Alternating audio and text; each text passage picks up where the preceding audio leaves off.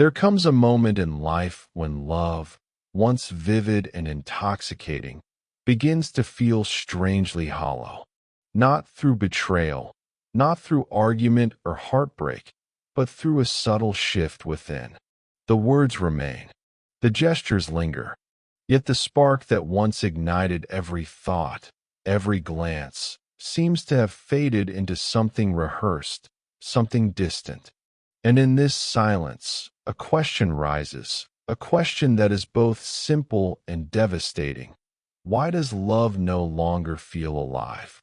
This is not cynicism speaking. It is clarity, an awakening that strips away illusion and leaves only the raw architecture of emotion. It is the mind refusing to be deceived by the fantasy it once cradled so tenderly. To awaken in this way is not to harden the heart. It is to sharpen perception.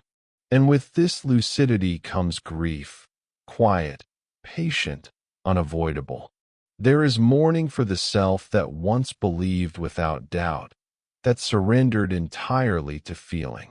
But innocence, like spring, is always temporary. It is a season, not a failure. What feels like loss is the mind correcting its own narrative, disentangling the self from a story that no longer serves it. In the early, fiery stages of love, the other appears illuminated, charged with meaning, as if they carry the answers to questions never asked. Every word, every silence, is heavy with significance. But the truth, as Jung might suggest, is that this brilliance rarely belongs to the other. It arises from within, from the unconscious mind projecting its hidden yearnings, its unmet needs, its buried fragments, onto another human being. The beloved becomes a canvas for the psyche, a vessel for the parts of ourselves we have yet to face. We are drawn not to the other, but to the reflection of wholeness we seek to reclaim. This is why love feels overwhelming at first. It is recognition, yes, but recognition of what we have not yet integrated within ourselves. It is projection disguised as connection, the psyche's unconscious attempt to heal its own fractures through another. And at first, the illusion comforts. It structures longing. It gives purpose to emptiness. It whispers that salvation has arrived. But reality, patient and inexorable, eventually intervenes. The image begins to crack. The brilliance dulls. And here, in the fissure of expectation, awakening begins.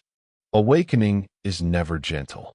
It is disillusion, not drama, a sober confrontation with what is rather than what was imagined. Suddenly, the other no longer shines through a veil of fantasy. Their flaws are undeniable, their contradictions apparent. The magic fades, replaced by the raw contours of humanity. This moment is not failure. It is perception recalibrating, ego trembling, identity tested. The fantasy was never love. It was projection, and to recognize this is both destabilizing and liberating.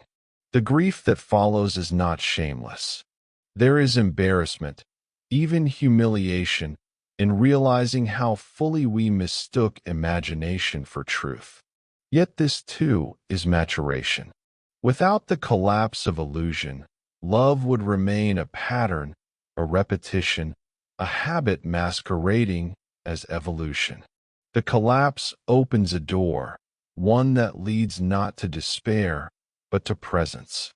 For the first time, the possibility arises to meet another without needing them to complete a story, without expecting them to embody a role carved by our unconscious desires.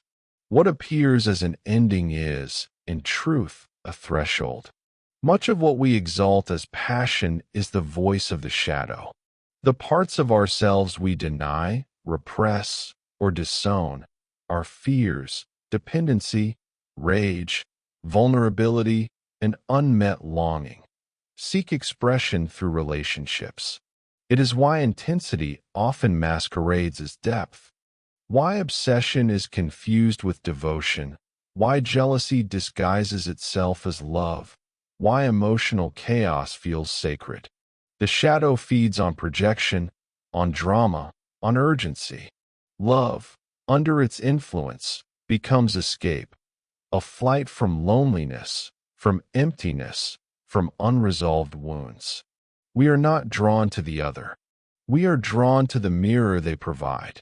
The danger is subtle, but powerful. The shadow speaks with force. It feels authentic, urgent, undeniable. Yet intensity is not depth. Pressure masquerades as insight. And eventually, the weight it imposes breaks what it holds. Relationships built on unresolved shadow collapse, not because feeling is absent, but because it is unprocessed. Awakening occurs when responsibility is reclaimed inward, when the recognition emerges that no one else can heal what we refuse to confront within ourselves. Love becomes less anesthetic and more mirror. It challenges, it demands presence, it teaches the self. After awakening, love no longer arrives as an overwhelming current. It is quieter, steadier, almost unervingly calm. Calm is often mistaken for apathy, but in truth, it is rare presence. Love now emerges from wholeness, not need. There is no desperation, no unconscious contract, no fantasy of rescue. Two individuals meet as themselves, unmasked, undemanding, complete within their own boundaries.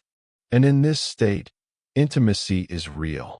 Honesty becomes the rhythm of connection. Emotional intoxication gives way to clarity. Depth is no longer a product of suffering, but of choice. This is why the awakened often appear selective or distant, not detached, but discerning.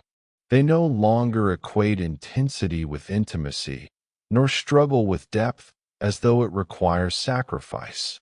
They see emotional dependency and refuse to anchor themselves in it.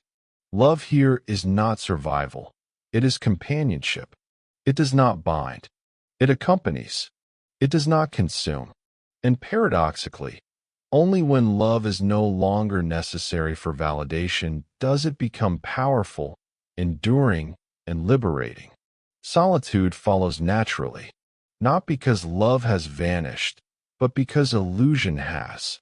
When romantic narratives collapse, many connections dissolve alongside them. This solitude is not emptiness. It is integration, the process Jung described as individuation, the reconciliation of fragmented self into wholeness. Identity no longer hinges on being chosen or completed. The self becomes its own home. Silence replaces noise. And in this space, awareness blossoms. Falling is replaced by choosing. Passion yields to presence. Illusion gives way to truth. And yet, even here, caution remains. The awakened fear not being alone, but dissolving into another, losing themselves in the gravity of projection. Love becomes an active participation, a conscious engagement, rather than a surrender. The question shifts from, am I enough? To, can I remain whole while loving? They no longer chase drama or intensity. They sense desire rooted in unresolved wounds and hesitate, not from fear, but from refusal to repeat unconscious patterns. To love in this way is courage incarnate, presence without merging, care without control, openness without collapse. Love exists, but it does not dominate. It accompanies, it aligns, it resonates. The awakened do not stop loving. They stop pretending. They choose clarity over intoxication, honesty over illusion, balance over desperation. And when love appears now, it is conscious, grounded, and free. It is not necessary for survival, but welcomed as companionship. Rare as it is, this form of love endures. It does not promise eternity, It offers truth. It does not demand sacrifice, it invites choice. And in that choice lies freedom. If this journey into the hidden mechanics of love, awareness, and awakening spoke to you, if you felt the subtle truths beneath your own experiences stirring, then take this next step with us. Subscribe to Beyond the Twist, like this video, and stay here for more explorations into the mind's unseen architecture, the psychology of human behavior, and the stories that shape our hidden lives.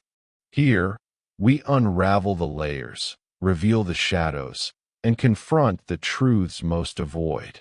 There is always more waiting, just beyond the twist.